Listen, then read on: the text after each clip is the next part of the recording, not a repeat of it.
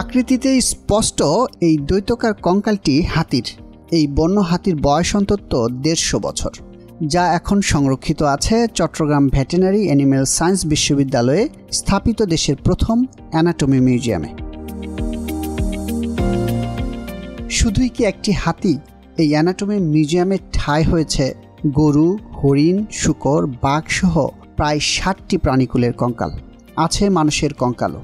এর মাধ্যমে প্রাণীদেহের বিভিন্ন অঙ্গ প্রত্যঙ্গ সম্পর্কে বাস্তব জ্ঞান অর্জন করতে পারছেন শিক্ষার্থীরা। আমাদের ভেটেরিনারি মেডিসিনের ছাত্রছাত্রীদেরকে প্র্যাকটিক্যাল তথা ব্যবহারিক জ্ঞানকে সমৃদ্ধ করা। আমাদের তো অলরেডি ডিপার্টমেন্টে ল্যাব আছে, ল্যাবের পাশাপাশি মিউজিয়ামটা জ্ঞানের বৈচিত্র্যতা নিয়ে এসেছে। অনেক বেশি স্যাম্পল, অনেক বেশি স্কেলিটন, যার কারণে বিশেষ করে গবেষণা যে সমস্ত স্টুডেন্টরা আছে তাদের জন্য খুব বেশি উপযোগী হিসেবে প্রমাণিত হয়েছে। বায়োলজিক্যাল সায়েন্সের গবেষণার জন্য এক ছাদের নিচে এতগুলো বিস্তৃত প্রজাতি কিংবা অঙ্গ কিংবা অন্যান্য স্যাম্পল নিয়ে এইরকম সুগঠিত মিউজিয়াম নাই বাংলাদেশে। 3000 বর্গফুটের এই মিউজিয়ামে রয়েছে 4টি কক্ষ। এর প্রতিটিতেই ভরপুর নানা প্রাণীকুলের কঙ্কালে। প্রতি কার্যদিবসে সকাল 10টা থেকে বিকাল 5টা পর্যন্ত দর্শনার্থীদের জন্য উন্মুক্ত থাকে এই মিউজিয়াম। অঙ্গ প্রত্যঙ্গ খুব ভালোভাবে পর্যবেক্ষণ করে বুঝতে পারি যে আসলে চিকিৎসাটাকে কিভাবে দিতে হবে।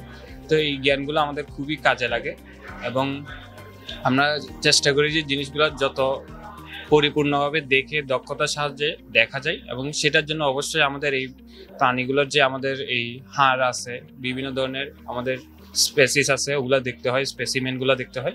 দেখে দেখে শেখার ফলে আমাদের যতটুকু দক্ষতা আমরা অর্জন করতে পারবো তার থেকে আসলে বেশি দক্ষতা অর্জন করার মতো আমাদের একটা পসিবিলিটি গড়ে উঠেছে এই মিউজিয়ামটার কারণে।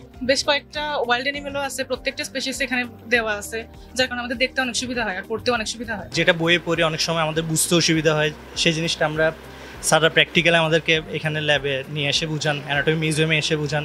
ওই দিক দিয়ে আমরা সুযোগ সুবিধাটা পেয়ে থাকি।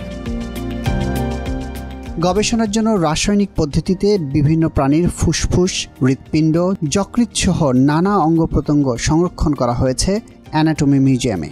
ভবিষ্যতে নতুন নতুন মডেল সংযুক্তির পরিকল্পনা রয়েছে কর্তৃপক্ষের। এটা সম্প্রসারণ আসলে স্পেস, মানে একটা স্পেসটা একটা খুব ইম্পর্টেন্ট পয়েন্ট, আর একটা হচ্ছে ফান্ডটা একটা ইম্পর্টেন্ট পয়েন্ট।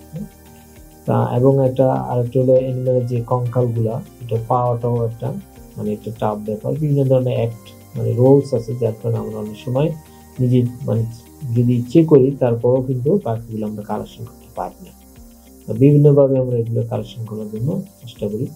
এখন বর্তমানে আমরা এখন এটা আসলে মূলত ওইরকম বড় ধরনের সম্প্রসারণ আমরা জায়গা নেই, এবং সেই ধরনের যখন যেটা এস্টাবলিশড হয়েছিল প্রায় 2 কোটি টাকার উপরে একটা ফান্ড ছিল।